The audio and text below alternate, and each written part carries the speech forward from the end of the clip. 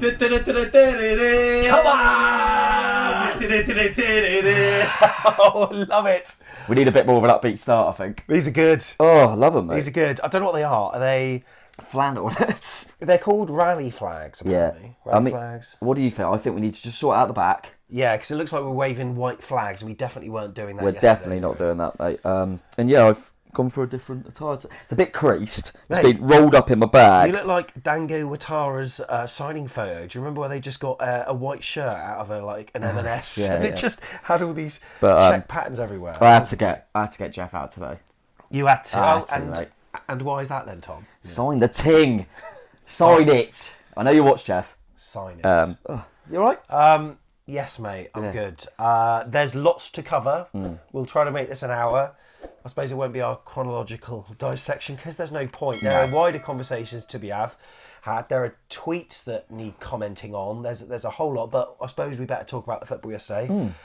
4-1 over Leeds. Again. I 4-1. Did you like my little joke at the start of the free-for-all? I thought we were formidable. Yeah, formidable, and we were good. And it wasn't fortuitous, was it? I think I think we fully deserved it. And Leeds, they had a fairly good start, but after that point, we totally dominated. And the ultimate outcome of it is we're safe. Yeah, we're safe. Yeah, we're absolutely safe, mate. I think when your gaffer says you're safe, they're always a bit cautious, aren't they? So I think that proves it all. I mean.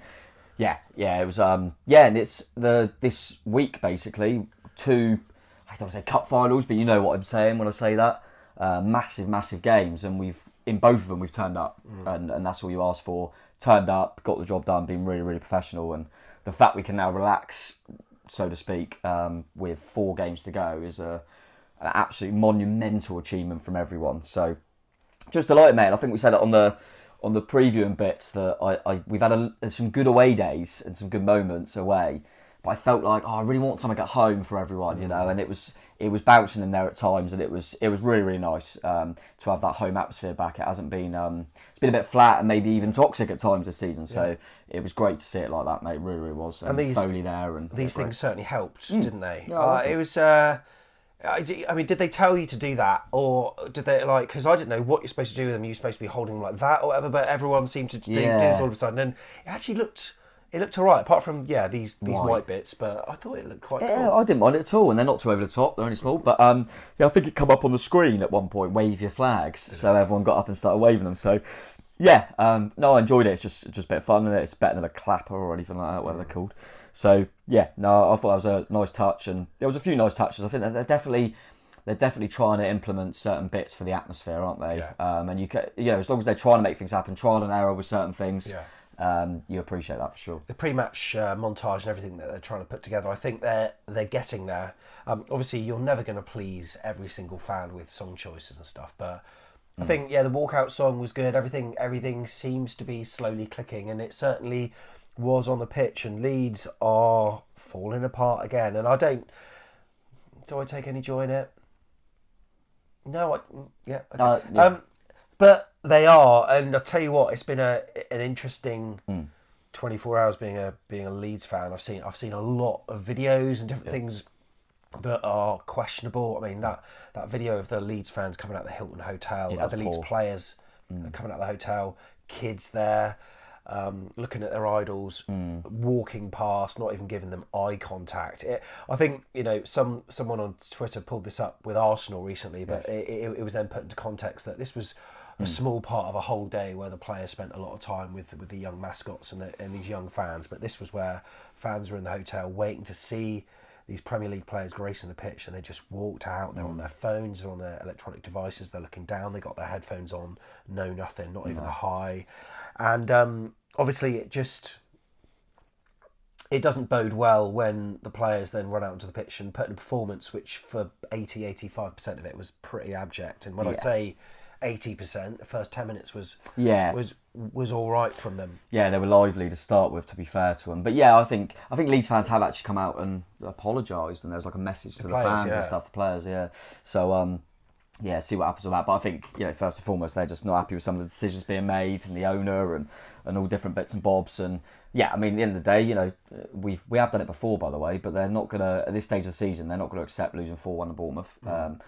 Having recently been beat 5 and 6-1 or whatever. So, yeah, not a great place. But like you said, mate, I thought the start of the game, first 10-15 minutes, I thought they look like they're on it. We're going to have to weather this storm a little bit. And a few months ago, we would have conceded. Yeah. We'd have conceded, and that's where the improvements have been made. We stayed resolute, and then we took our chance when we got it from an unlikely source. But yeah, we took our chance. But yeah, I don't think we started poorly. I just think they come at us, and we sometimes in parts of the game like that, that's going to happen. You go, it's all right, just weather this storm, and we'll come back into it. They can't do this all game, and that's what ended up materialising. And it was your man Jeff that notched not only once but twice. I mean, that first goal was composed or what? It was nearly on the outside of the box. Nearly, I think it was on the line. Yeah. But when the ball came out to him, I think Phil Bill had his shot blocked, and it just sat up really nice. And you could he completely telegraphed it. You knew exactly what he was going to do. He wasn't going to lash it to the left hand side. He sort of opened his body up, and then I think I used the word caressed on the vlog, and that's what he did. And he put it in a position. It wasn't quite top left, but it was in that right hand side. And what a good goal. And it wasn't too long before he notched another, thanks to the blooper from the Leeds keeper, Melier. I mean, he should have done better with that. Then he was on Hattie. It was unbelievable. Yeah, even me, Jeff's biggest fan, when the ball came out to him, I literally sat there and went, here we go. How many of them come out to him? And you think, God, he hammers it over the bar. So yeah, lovely finish. And then I actually think the second one's harder than you think as well. He's absolutely hammered that. He just smashed that. But again, Melier in goal. I mean, we kind of mentioned it prior to the game that he's been a decent young keeper for him, but of late he has had some shockers, and 2 goals I felt in this game he should have done better with. That was one of them. And is he going to get? Surely he's going to get dropped at some point. He's clanger after clanger. And I know their backup goalie's Rob Les, who used to be, I don't know, he's an amazing goalkeeper, but he was at Wigan and he's been in dogfights before. I wonder if they might bring him in for a bit of experience potentially after that. But yeah, we capitalised on it, and it was 2 kind of quite good breakaway goals. I think Dom for the first one, the work was fantastic, as it is all game from Dom. And I think it was Watara won the corner with a good bit of work as well. So yeah, we were posing a threat, and it was kind of materialising as I thought, in the sense that they will have a go at us, but we will have moments on the break. And they had the most of the ball. I think if you check the stats at the time, you said on a show recently that if you show me the stats, I'll tell you who's winning. Yeah. And that proved to be the case, because we didn't have the ball much, and we capitalised on it. We did let them back in, which I thought a bit sloppy defending, wasn't it? I think Lloyd Kelly was maybe susceptible there. Yeah, there was a few errors in it, really, because I think, funnily enough, Jeff actually lost the ball. Yeah. But there was a lot to happen after that, and it's first and foremost, it's Smith's side, so it's probably Smith, but I can't remember who's closer to him. But someone's got to do better to stop the cross. It's like a set piece, because he's got so much time to put the ball in the box. And I think Lloyd just thinks he can go and win it, and leaves Bamford, doesn't he, to go and win it, and it goes over his head, and it's a decent header from Bamford, but point blank range. But that was a sloppy moment that didn't really happen apart from that, really, but it was a sloppy moment, and we know what's happened before. Leeds, a prime example of that, when we've thrown away Leeds. So really, I think Gary said it afterwards, really important then to just get to half time, don't let them back in it, and we regroup and go again for the second half, which is what we did. But yeah, it was a nervy moment, and the fact it's a cross again, and still again, if we're just going to quickly get it out of the way, that goal and then their chances in the game all started from balls in the box. Yeah. So it's still a reminder that that's something we need to work on. But other than that, mate, I felt as comfortable as you can be in a big game when you're only a goal up. I think so. The saves that Neto made, they looked impressive. You still should save them. Yeah. But you should save them. There was that one Bamford shot that he sort of placed. I think we had a really good view from the camera on the east stand, where he just hit it with his left and sort of tried to bend it, but he did well to save that. But then that double save in the second half that I thought was particularly impressive. I think there was a save before that as well. Yeah, to get the corner. So I was really impressed with Neto in terms of his shot stopping. And there was it Willie Notto at the far post? Yeah, header. Was it a header? Yeah, that it just went wide. Yeah. Yeah, so again, that's what I'm alluding to, really, is all I can remember is the goal, cross header, Nonto, cross header, just went wide. And then the double save come from a corner that he punches out and then gets the shot. To be fair, that's not an easy save. I mean, it's to his side and he just palms it away. But there's a few bodies that has to go through. So he's still done well to make the save. But that was the only thing, really. Apart from that, I think in general play, we looked as comfortable and composed as we could be. They're always going to put a bit of pressure on. And we still always offered a threat, which is what I liked. Is we didn't just sit back and soak it up. Yeah, every time we then won the ball back, transitions, we looked just as likely to score. I mean, we missed just as many chances as they did, and we scored 4. Yeah, so. we did. I mean, nice to see Dom Solanke notch in. Oh, brilliant, mate. Obviously, and it was a really well taken goal. Actually, he sort of did it all in the one movement. He won the ball, and then he didn't sort of take an extra touch. No. I mean, if he did take an extra touch, that would have taken him too wide. But he did it all in one flash movement, which was great. Flick right into the corner. I saw a Leeds fan saying on socials that it was the most complete performance from a number 9 he's seen all season against Leeds. Wow. And I think people do quickly, because of his goal tally, which we've gone into loads of times, but I think people don't appreciate that some of the work he puts in. Virtually every attack is because he's made a clever run that's forced defenders out, or he's picked up the ball at the start of the move and linked the play. It's most of the time when we have a good chance, Dom's been pivotal in that in some aspect. Yeah. And sometimes he doesn't even have to get on the ball to do it. It's just his movement, his intelligence, and I thought he ran the line so well all game again. And every time he does that, it feels like this season he's had a few like that. But then he hasn't got his goal, so I was chuffed for him. And then when it went to VAR, I thought, "Oh come on!" Oh, I know. And it was quite close, but I was delighted for him. We had a few. I mean, obviously Semenyo scored when he did, but we also had Kiefer that had that chance as well that he should have done better with. But then maybe the fact that he got taken off for concussion, you can sort of excuse him somewhat. But Billing. Well. I mean, that would have been a low overhead kick, wouldn't it? I mean, I don't know how high the ball was off the floor, but it only seemed that high. Yeah, I mean, it's like, how's Phil going to overhead kick that? I mean, it comes at him. I mean, I know when you're playing and stuff, it comes at you quickly and you've got to make a split decision. But it just seemed like a really weird thing to try and do. I thought, especially if someone was so lanky. Yeah, like how was he ever going to manoeuvre that in? But unfortunately it didn't matter. And then a nice touch that Billing was walking off just behind the goal when Dom scored, so it ran back on the pitch. That was a good kind of moment as well. And Semenyo, delighted for him as well. You can see what it meant. Felt like the Sadie when he scored against MP Dons in the cup, like that first goal, obviously his first Premier League goal. But the keeper should have done better. Mate, he's out. But I've decided to give Semenyo credit. A lot of people are saying, God, he didn't hit that throw, because he did it straight out the keeper's throat. He knows how bad he is. Just hit at him. Just hit at that keeper. And I mean, I felt for the keeper. He was getting a lot of abuse from behind the goal. And he was having one of them games. He's having one of them runs of form at the moment where it just went straight through. He put a fair bit of power on him. He's got to save it. And nice little move from Jayden. I was about to say Jayden. I think his assist for that was brilliant. Very good. Was just brilliant. Ran at people like he does. And there's a few players that deserve a mention. If you are a member of Back in There, that's someone who donates every month. We do appreciate one-off donations, but people who commit monthly from as little as £3 a month, they get put into our Telegram group where we post first look content, bloopers, show input, and Tom's player rating show, and I watched that this morning, mate.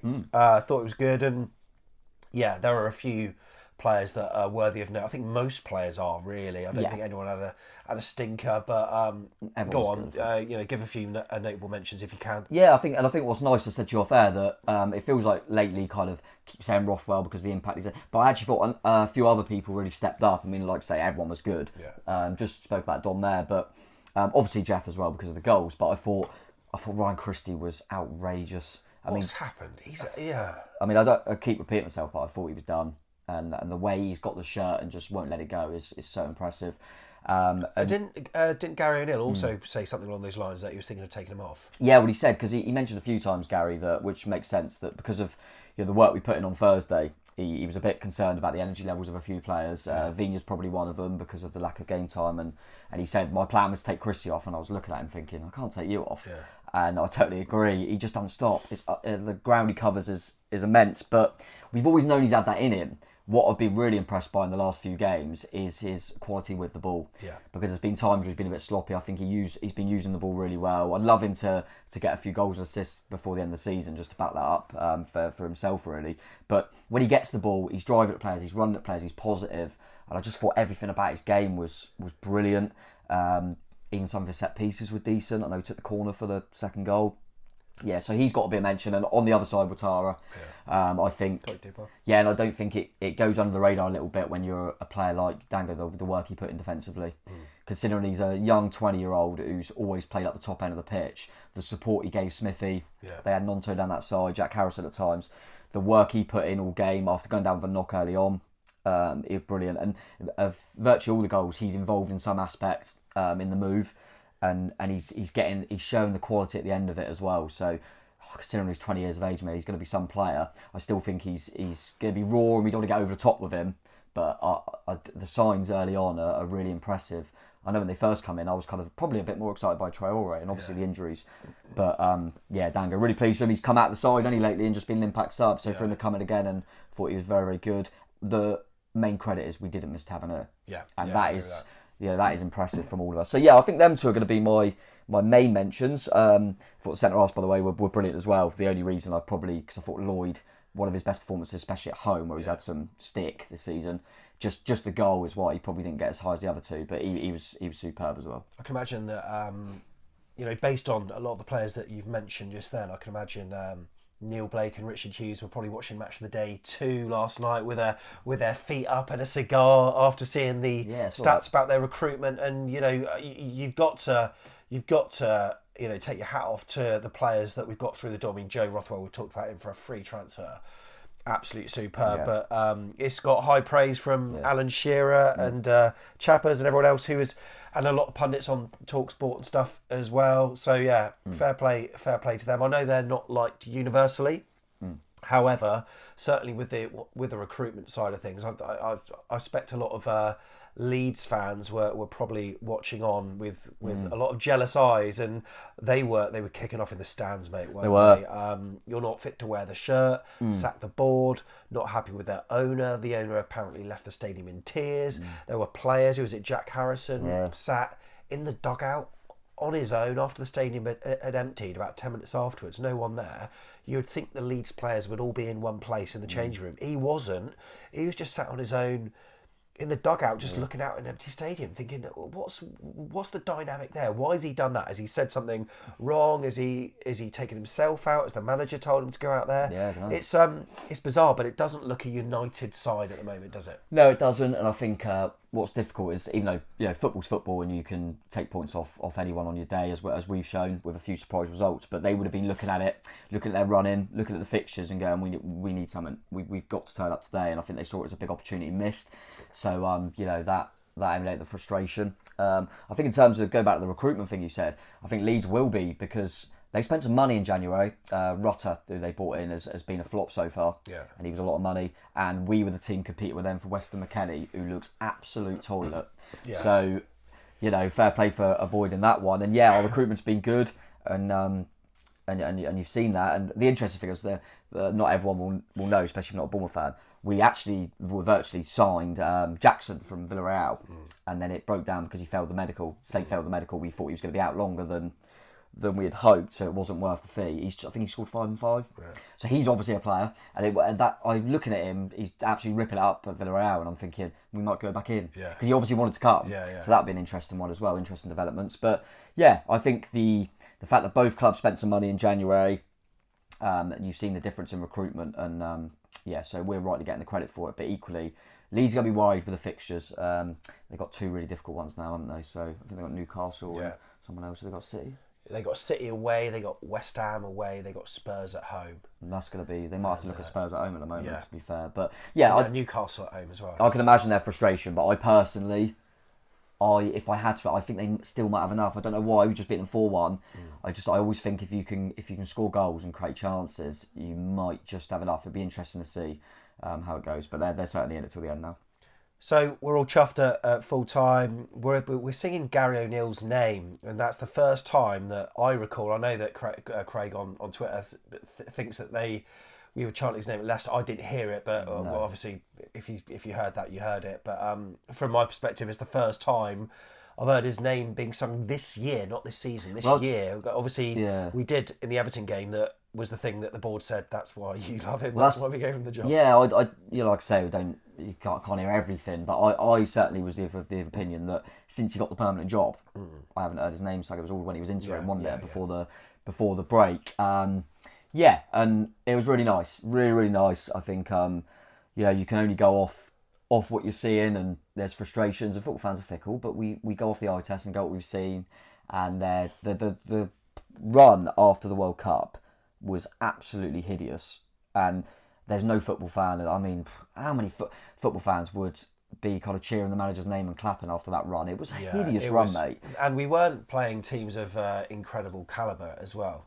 No, I mean the Palace one was horrific. And at the time, Chelsea, big club, etc., but they were awful. Yeah, they had Graham Potter in charge and they were really struggling. And it felt like in that game, I think I've said it before, that we went into it like it's Chelsea and we can't possibly win this game. And they barely won another game in a massive run. It was just us. It was just more, I think there was a frustration at the appointment first and foremost, because I think it's got to be, this is what I'm getting, it's got to be understandable that there's obviously, there's a line, there's always a line with criticism, of course. Yeah, my God. But in terms of the appointment, I think everyone's going, bloody hell, we've got these new owners that have got loads of money, that are spending loads of money for us in January. We're in a position where we really need to try and stay up in the league. Why are we giving the job to someone who's never done it before? That's scary, and that's a big risk. And I said it on Twitter. I thought that's a risk that I personally did not believe would pay off. And then after the World Cup and the run we went on, I thought this ain't paying off. This is a really bad decision. And so you say that because you're giving your opinion as a football fan, and all the evidence is there. And then when you turn it round, like he has done, and like the players have done, you go, bloody hell, didn't expect that, but cheers. Like, you turn it round, fair play. That's why we're fans, and they're making the big decisions, mate. Did you see Mark McAdam's tweet I did. At full time? Yes. It was obviously something that was prepared, and we'll speak to Mark about this, I'm absolutely certain. But it was obviously, it came from a place, his heart's obviously in the right place. Oh, I love Mark, yeah. But I think he knew that it would perhaps get some objections by the fact he turned replies off on the tweet. And I would say it was a little bit divisive with what he said. I think maybe if he could rephrase certain parts of it, he might want to. I don't know. But difficult when you've got a certain amount of characters, you try to just get a tweet out. And it comes from a place where Mark is party to knowledge that most AFC Bournemouth fans don't have. He hears conversations that we don't get, so he knows stuff that we don't. And he's got the benefit of being a fan and a journalist. But to many, he's sort of regarded as an unofficial spokesperson for the club, really.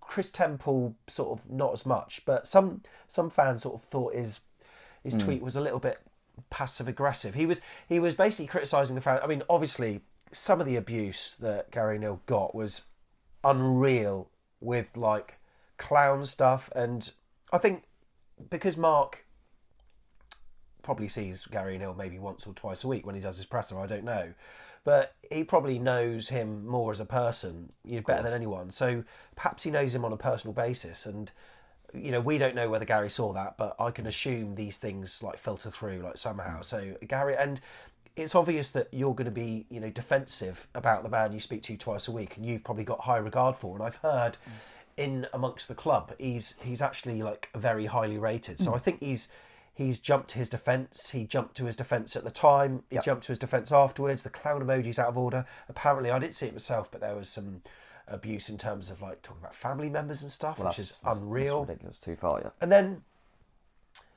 a few things have been mentioned about PE teacher. Oh, yeah. Now, this one I am 50-50 with, and I'm not condoning saying PE teacher myself, but if you compare the fact that we were flirting with getting Marcelo Bielsa, who is basically a professor of football, to then get someone who's got no experience, in comparison, he is a PE teacher. That's not to say, but that's not to be a put down. No. That's not what we necessarily think. But there were people that were using it in a very negative way. Yeah. And I can understand why he took offence. But all that stuff, all that abuse was absolutely horrendous. And I think those are the people that Mark was probably targeting, not necessarily the ones that were being rightly critical for what was a really bad run of results. Yeah, it is a really fine line to say. Unfortunately, we're in a kind of world now that's going to be happening at every football club. We all know that, especially social media, you can hide behind accounts that no one knows who you are, and yeah, unfortunately, it's not right. But you can kind of say what you want on Twitter. People can say what they want, and they can take it too far and be nasty. And I think even at the time, that's just all outrageous, and everyone agrees with that. I think in terms of, like you say, the reason people have been kind of upset about what Mark said is because, like you said, it'd be interesting to see what he says, but it looks like it's a bit more broad in the tweet, that it's just anyone that criticised Gary O'Neill. And also, I just think, I appreciate from Mark's point of view, because you would, if you've been backing him all the time, then when you get safety, you're going to go, right, have that. I get it. I suppose it's an eye for an eye, a tooth for a tooth, course. because we've been criticising him, that, and now he's been proven right, then why wouldn't you give a bit back? Sort of thing? Absolutely. Absolutely, I get that. I just think, and it's hard because when could he do it? So like the timing side of it. But I just think it was a moment where I just said about the atmosphere, we're in a good place. Everyone was buzzing, and I think a lot of people maybe looked at it as, why be divisive now? Yeah. We're trying to, let's come together now. I appreciate saying, but it felt a little bit passive aggressive, like you say. We can't speak for Mark, so it'd be interesting to see what his kind of take on it is if he can go into more detail. But I think the fact of, I mean, my opinion, I've just got obviously there's been loads of tweets on that. I just managed to get one that's got like the stats up. I'm sorry, but as a football fan, you made a good point there, where Mark, in particular, is going to know stuff that goes on inside the football club, know Gary O'Neill more personally, and the owners, and etc., than any fan would. And that's part of his role. So we've got to appreciate he knows more than us, and then he's got to appreciate we don't know what you know, Mark. So from a fan's point of view, all we can go off is what we're seeing on the pitch, decisions that are made, and what, as simple as that. And there's not, and we don't have that connection with anyone at a high level at the club. No. Therefore, that's why people like Jim Frivola have been getting it in the face, because he's the only person that's sort of making himself open to communication. Yeah, and saw a tweet and it just gives a few stats, so that's why I just kept it, just so I didn't get anything wrong. So this is the point in general, is you cannot take 5 points from 39 and score 1 goal in 6 weeks, win 1 game in 13, and expect supporters not to criticise what they're seeing. That is mental, because that is, as a football fan, you just be quiet and do you know what I mean? And this is all, by the way, like we mentioned, this is not abuse. I'm not talking about abuse. That's completely out of order. We don't want to muddy the waters with that. But you can't. That's got to be correct. Them stats are ridiculous. Yeah, I think you wouldn't be a football fan if you didn't criticise it. That's just natural. But I think. It's almost like there's this siege mentality that's been built up within the football club. Like they all know how good Gary O'Neill is, but we don't. Yes. And now that he's finally demonstrated it, it's time to kind of show the fans actually we were right, and maybe make these little remarks and comment about the naysayers, which I completely understand, but. I personally wasn't too bothered about like we say, we're addressing it. I wasn't personally too bothered about the tweet from Mark. I could see why it was taken a certain way, which is why we're talking about it, but I wasn't too bothered. I thought, fair play. He always backed him, fair enough. And I think I kind of quote tweeted and said, I think everyone was all right to criticise at the time because of what I mentioned. But what I think with him, sorry to interrupt, I think that he probably had this bubbling over in his head. I don't know this for a fact, but I just presume. Given that it seemed to be relatively well worded for something that came out so soon after kick-off, and it's something that was perhaps even written like pre-April. Yeah, probably. And he was just waiting for the right moment to send it. But what he maybe didn't appreciate, and what the Bournemouth fans might not appreciate, is that during April, a lot of Bournemouth fans have thawed because of these 5 wins. Therefore, there's not this kind of negative sentiment anymore. So to have to be greeted with that tweet, it's like, Jesus, where did that come from? Yeah, no. But then I can understand it from his perspective. And look, he's a manager that's been employed like based on the fact, like when you think about it, like we've had certain managers that have been employed recently based on their CV alone, like like Scott Parker hasn't worked out. Well, it sort of has and it hasn't. But the board, there are certain appointments that we've made previously, like Eddie Howe. Not bad, isn't it?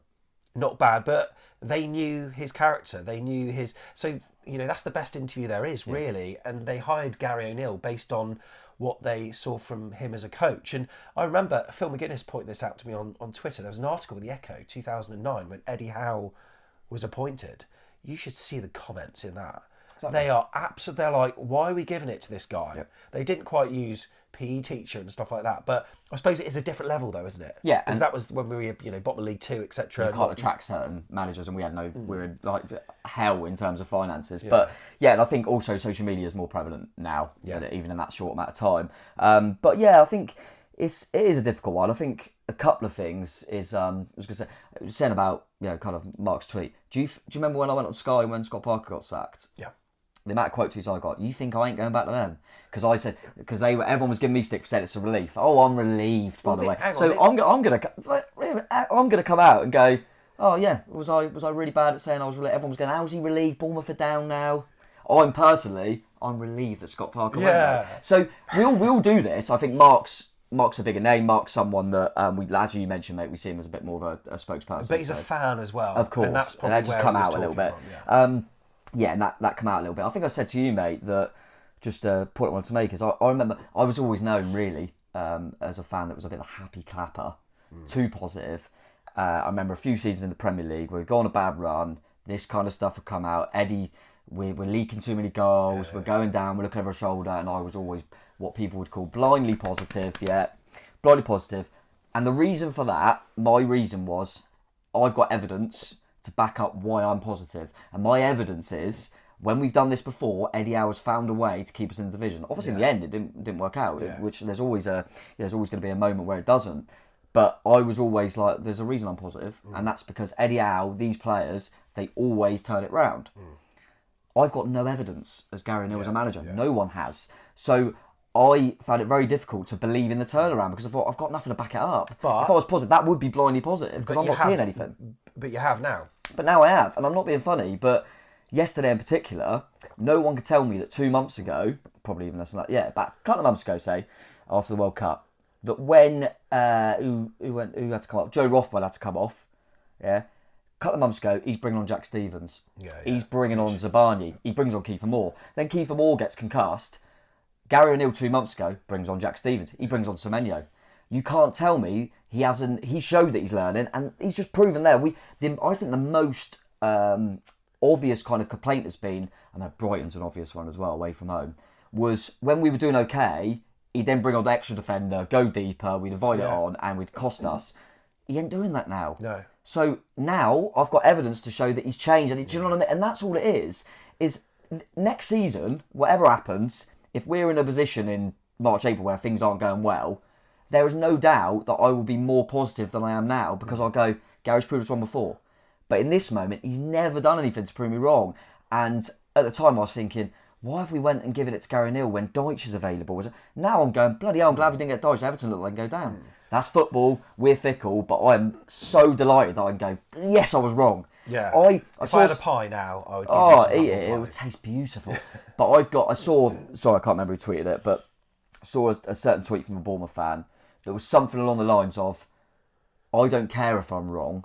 Yeah. I don't care if I'm right, but I care about Bournemouth. It's not, So I'm absolutely delighted that I'm wrong because it's benefited Bournemouth. To me, it's not a badge of honour to be right. And there are some people that revel in being right. And that's fine. And there are people that want to say, I told you so. Some people are using the words, I told you so. I would probably prefer the more humble approach of being right, but everyone's different. But fair play to those who stuck to their guns. And fair play to those who stuck by him, even in the darkest of times. And that, that optimism, I've got to say, is to be admired. But you can't say that fans are wrong for criticising Gary. But why is it, right? Why is it that, the way it turned to abuse is horrible? Of course. Why is it that we've learned from, like, Chris Mepham and all that kind of stuff, all the abuse that he got, but we haven't with O'Neill? Because it got really horrible with those clown things. And there were some Twitter posters, or I think they're, sound people who I know, who are, like, retweeting this stuff and posting it themselves. It's like, what? Like, where's this come from? I think the problem with all of that, with Twitter and social media in general, is the fact I don't think people. I mean, some people probably are. Some people are not nice people, unfortunately. But I think a lot of people, as you say, some people that I like and think are decent guys, they're gonna you retweet the odd thing like that and PE teacher and all that sort of stuff because in your head you're going, I'm not happy and that's funny and blah blah, and no one looks deep enough to think, I wonder if Gary's seen this. I wonder if this has affected him. I wonder if you just don't. And unfortunately, that happens at every football club. You never think, I wonder if this is really affecting the person. You don't. You don't. We get it too. Everyone gets it. It's not just professional footballers. Everyone gets comments and trolls and abuse from time to time on social media. And when people that do that, I think the majority don't realise the impact it's potentially having. And I think it's that ignorance that's why it's so prevalent, to be honest with you. And yeah, there's a massive difference between criticising something that you paid to go to, you paid to follow your team, and you're allowed to give your opinion on your football club. There's a difference of that to abuse. There's a massive difference. And I like to think that there's, most of the time, there's always frustrations, and you're always going to be a bit knee-jerk in reactions after a bad defeat when you've travelled half the length of the country.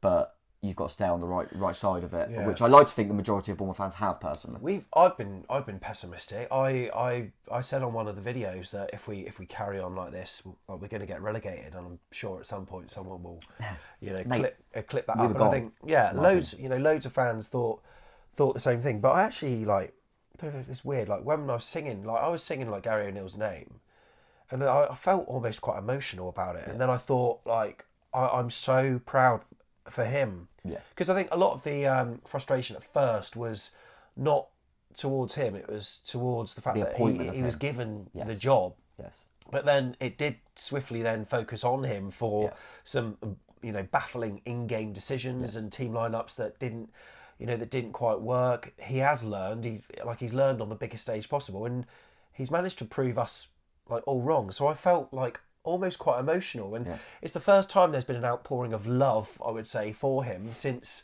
the Everton game, where we beat him 3-0, and he's probably because he's been in football quite a long time. He was at Portsmouth quite a while, who are a fan base that are very vocal, and they will sing out people's names and they'll get behind their side even if they're losing and stuff. You don't get as much at Bournemouth, and it's always the team that have got to inspire the fans. And Bournemouth fans want a manager to love. We really want a manager to love, but he's always going to have that monkey on his back of being compared to Eddie, just like every manager that has succeeded Sir Alex Ferguson. Everyone always mentioned the comparisons with him. So he's got a job on his hands, but fair play, he's got credit in the bank. So for next season, I'm cautiously optimistic. I'm less cautious, and I'm feeling better about it. Of course, because as you say, mate, we've seen really good improvements, and he was always going to learn on the job because that's the nature of it. He's brand new to it, and he's always going to improve. You'd like to think, because he is learning on the job. I didn't think he'd do it this quickly, and it's a remarkable achievement. I'm really, really pleased for him, as you say. I think you've also got to remember, you said about kind of relating to Eddie and stuff. Tyndall got hell of abuse. Yeah, it was COVID, so it wasn't as much. It was more social media. So much abuse. There would have been similar pictures, similar things said. Parker's had it. There's been, everyone's had it. Well, you know what? It's not one of our who's the biggest legend that's currently at the football club, Steve Fletcher. So when Steve Fletcher started, we've chatted to Steve Fletcher. We'll be chatting to him at the Brunswick. Great little link there. Link below. Not sure if there's any tickets left, but if there are, get some, because it's going to be a cracking night with Fletch. Next Tuesday. That is. It's brilliant. Me and Tom are going to be chatting to him, but we chatted to him during COVID, during the streams and stuff, and his Bournemouth career didn't start off too well. He wanted to go back home. I know. And he got vitriol from the terraces, and it would have been on social media had it been 20 years down the line. And he managed to turn it around and get fans on side through hard work, through endeavour. And when we gave him a bit of love, he sort of thrived off that as well. And he became he'll admit himself, and he said before, he wasn't the most talented lad, he wasn't the fastest lad, but the fans made him play better when they got behind him. So it's this synergy that needs to be created, and hopefully now the fans are in unison with their, I wouldn't say love for Gary O'Neill, but this kind of mutual respect that we've now got. Hopefully Gary O'Neill can actually move forward and feel that he's loved, because I want him to feel that he's loved. Oh, absolutely. And I remember after the game, just his little chat after the game, he thought he seems more relaxed, and I'm absolutely delighted for him. He seems like kind of the weight's gone off him, and I'm really, really pleased. But and I think you can go straight back into the opposition we just had, mate. You mentioned earlier about the Leeds fans saying, singing "You're not fit to wear the shirt," a lot of abuse. If Leeds players turn up for 4 games and they give everything and they get some amazing results and they stay up, they will be chanting all of their players' names. 100%. That is football. Yeah. That is what happens. Yeah. And I just don't think we need to get overboard with it. It feels like certain things, just like we're the only club that's ever. just look at the. Like I've said this before. Look at the numbers. No wonder there was criticism. Yeah. And I don't. The thing that's annoying is it almost feels like you can't. I don't know if you thought the same, but I almost feel like I can't chant Gary's name now because everyone will go, "Oh, you didn't like him at the start." Yeah, I didn't. Yeah. I wasn't. I didn't agree with the appointment. I didn't think it was going well because it wasn't going well. Yeah. Now it's going well, and I want to say, sorry, Gaz. Cheers for keeping us up, doing the job. Absolutely amazing, and I want to show you how thankful we are. And obviously we've got 2 home games. I want it to be bouncing there. I want his name to be chanted. And I just can't wait for the Man U game when they come out, do the kind of lap of honour, and he's getting his name chanted, and he's going, it wasn't going to start. He wouldn't. He's a sensible man. He wouldn't expect his name to be chanted when we're doing so badly on the pitch. He wouldn't expect that. After the World Cup, barely scoring a goal, losing every game, barely having a shot. And you'd expect us all going, nah. It's not realistic. This is what I'm trying. It's not realistic. But now, because he's proved us wrong, you want to go, I'll tell you what, cheers, guys. You might have seen I did not see this. Thank you. Just like we did after Everton, thank you. Yeah. Because he was on an amazing run as interim manager, and we went, thank you. It's obviously going to go elsewhere now. It didn't. Surprised everyone. Run was bad. Didn't get that love anymore because it was crap. Yeah. And then it's all been brilliant. And that is football, mate. And I could not give a shit about saying, I was so wrong and we're staying up. I think, and I think he understands because if I was a manager and I hadn't got any experience in like management or anything like that, even at a kind of at work level, I'm self-employed, but just like if I had fans that didn't really like me that much and I got wind of all this kind of stuff on social media, I would have been the type of guy that if I'd have just masterminded a 3-2 win against Spurs and they were singing my name, which I don't think they were at Spurs, but there was obviously some love being shown towards him, towards the whole team. I'll go back to my missus in the evening. I'll be like, yeah, we won 3-2, but fuck him. Yeah, because you would, but he's obviously not like that. And I've got to say, he's very level-headed. And every interview that I hear from him after winning, after a defeat, is so level-headed. And there was a stage where we were criticising him for that because he's not showing the passion. He's not showing this, grit and. Yeah. But then that's just what he's like as a person. Yeah. He's never going to get too high and he's never going to get too low. Remind you of anyone? Yeah, I knew you were going to say that. I'm not saying that he's the next. No. Like, but I appreciate what you're saying. But it's obviously an appointment that that works well for Blake, for Hughes, for Foley, who said we didn't get a thank God, by the way, because that would have been memed up. We won't get relegated. Thank God. I guarantee it. The football world would have absolutely had a field day. I had a nice little photo with him yesterday. Did you? Saw Bill, yeah. He was in good spirits. It was great. It was a nice little, tried to get a little picture of it. I said it to you. It was just him and Mostyn like embracing each other. I thought, that's a lovely moment, and seeing them. But he was buzzing. Yeah, I agree. That was a gamble when he said that. Because he's either going to look like an absolute genius. Well, I thought that's a naive thing to say. Yeah. That's a naive thing to say. But this is the conviction that this is the they had strength in their conviction of the appointment.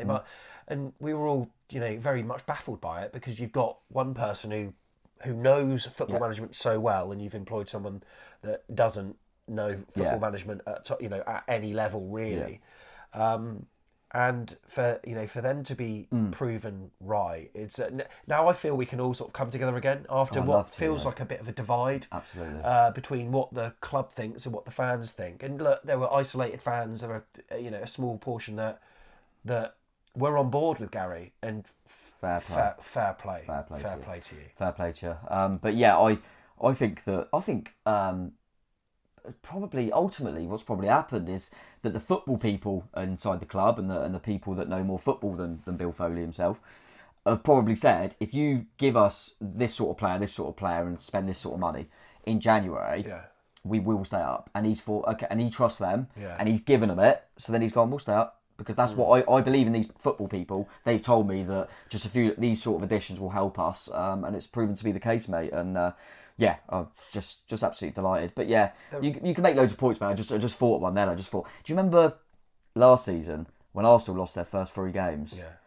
Rightly, everyone was going, well, Arteta's not going to be good enough as manager. He's got nothing in the bank because he's never been a manager before. Everyone thought he's got to go. Now everyone's going, he's a good manager. But are they right now though? Yeah, exactly. But you know what I mean? It is what it is, mate. It's short term. It's short termism. One thing that I think top 10. Huh? Can we get top 10? Well, that European football. I think we're going to finish just off Fulham again, aren't we? When they looked well ahead of us all season. I feel a little bit sorry for, I've mentioned him already, Jim Fravola a little bit.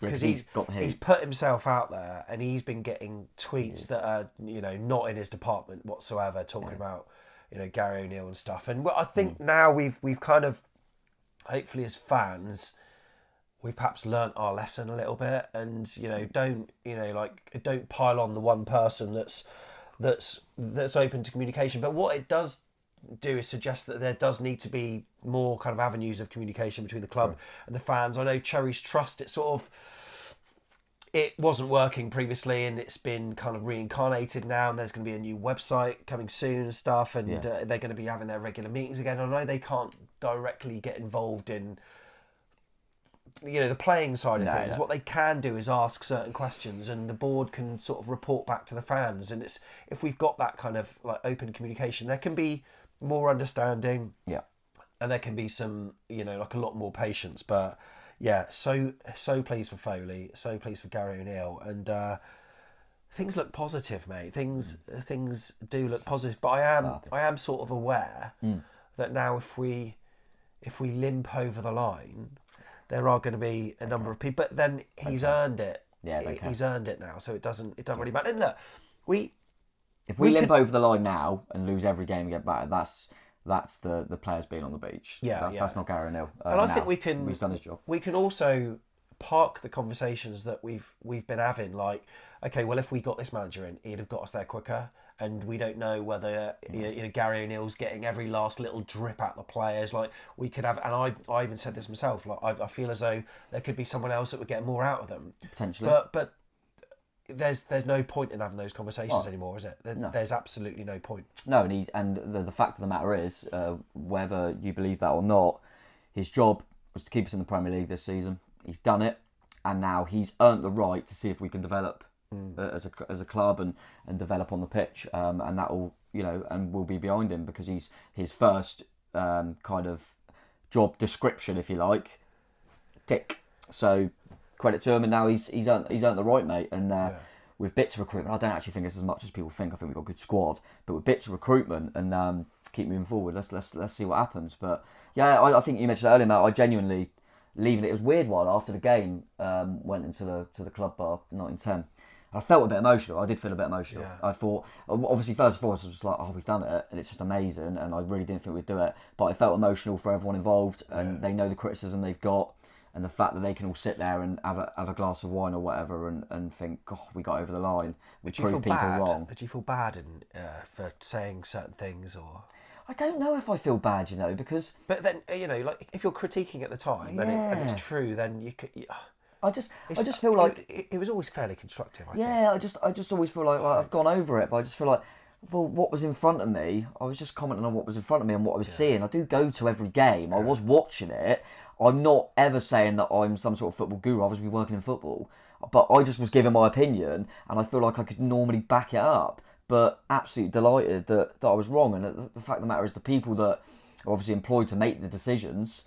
So one, the people that are employed to appoint the manager, and then the manager, head coach, whatever you call him, who's employed to then get the results, they both have proven that they know more than me. Yeah. Well, they should do, and they have done, and I'm delighted that they do. Yeah, I just really hope this, because there's, even today on Twitter, there's a fair bit of, like, I wouldn't say bickering, but just people wanting to say, I told you so, or like, I was right. And even people like are still taking exception to what Mark wrote, but we've got to understand he is a fan as well, but he's got that extra bit of knowledge. And I've heard from a few like media people that I've been chatting to, even during the kind of like dark days of January, the relative dark days, that he's highly rated, this guy. Of course.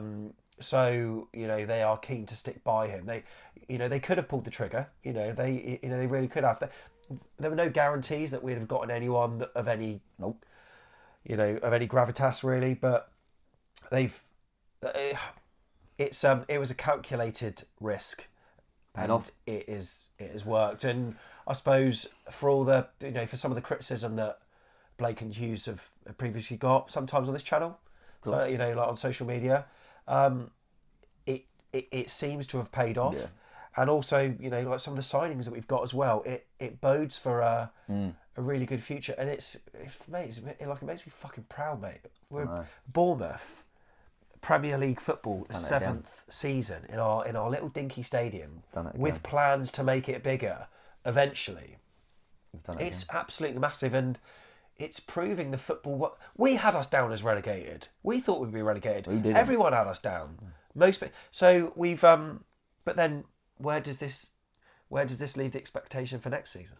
Well, don't say Europe. Don't say. You Europe. knew I was going to say Europe. No, I'm don't joking. say Europe. Let's see what happens, mate. It's like a proper cliche game. Let's take every game at a time. Let's see what happens. Who knows, mate? But you want to see some sort of progression. But the fact is, at Bournemouth at this moment, we've just got to make sure we're a Premier League football club, and we can keep building because we've got plans to build. So that's the bare minimum. And then if you can go from there, then brilliant. But so we're on 39 points, right?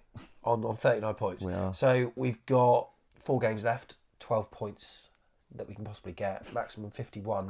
So hang on, our best ever season in the Premier League with our best ever manager was 9th place, 46. I think at the time we've always said that 46, it was an exceptional season. I think 46 points would probably land you in like 11th these days. Yeah, maybe. Could we get the biggest points tally? Chelsea are crap.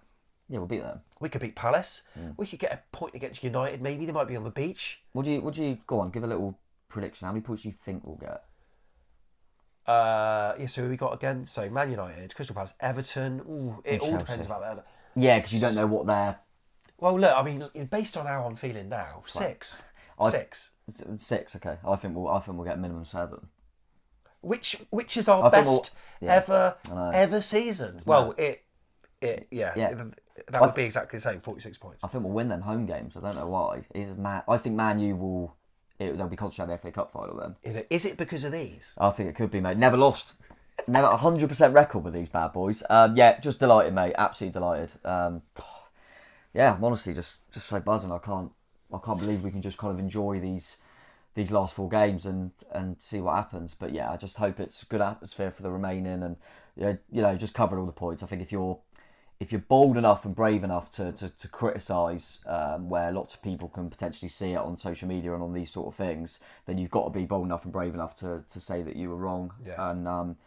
And that's what I'm certainly doing, mate, because I was wrong. I didn't think we'd stay up. I don't know how many times, but I was convinced we were down. There was no part of me that thought we could finish 19th at one point. Yeah. After the World Cup, I just thought we're down, whatever. We've all been amazing. We've all been wrong about certain things. And I remember on some of the old shows that we used to do during COVID when Phil Billing wasn't particularly good. I think someone I can't remember who it was. Yeah. Someone on one of those shows said he'll start his car and drive him to wherever he wants to go.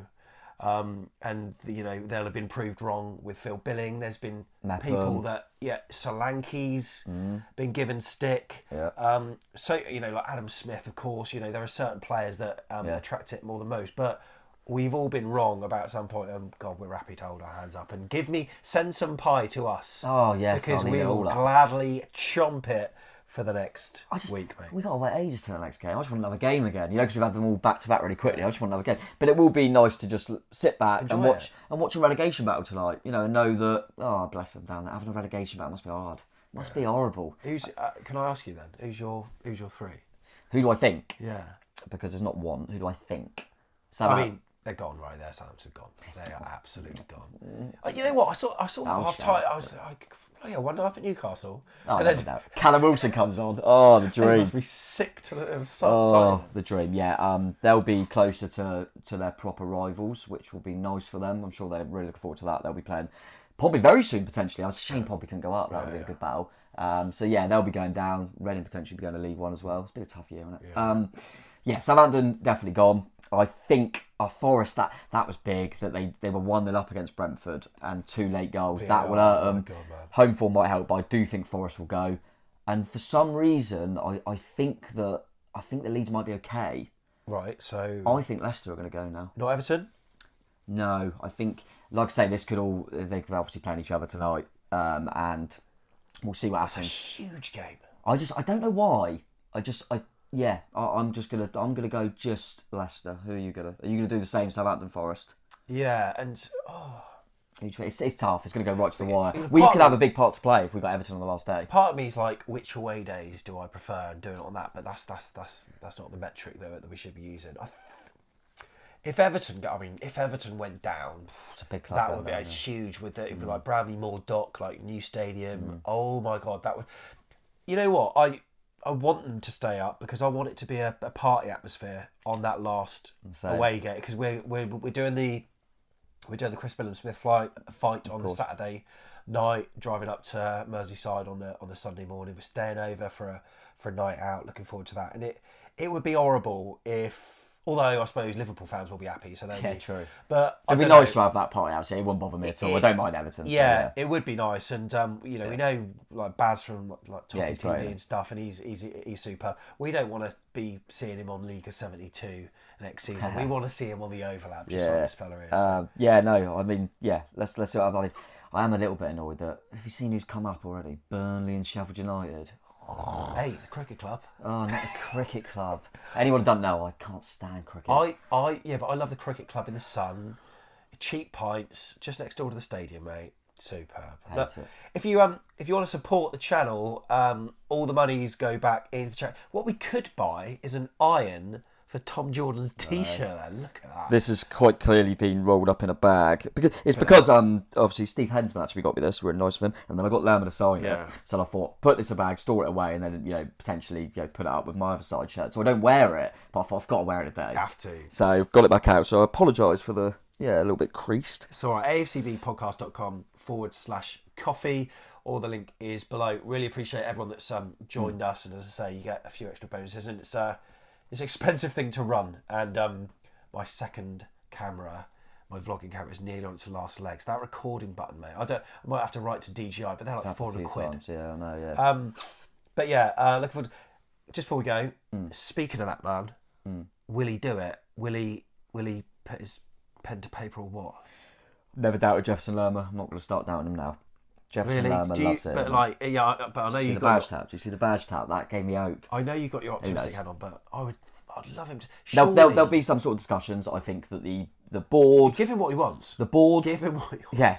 The board, the management team, they will know how crucial Jefferson Lerma is to us. I don't think we wouldn't be the same team without him. I think Jefferson Lerma knows how loved he is here. I think he'd be silly to go. I think we'll be silly not to sign him. So I'm confident, mate. I'm confident. Get him out. Do you know how I want to end it? Go on. Tell me if we're going to be relegated or not. Will we be relegated? Will we be relegated? No, you say. I'm asking you. Will we be relegated? No. I guarantee it. Up the chairs. I'm trying to chuck that at the camera and this. Fucking come on. Love that, mate. Love you, Gav.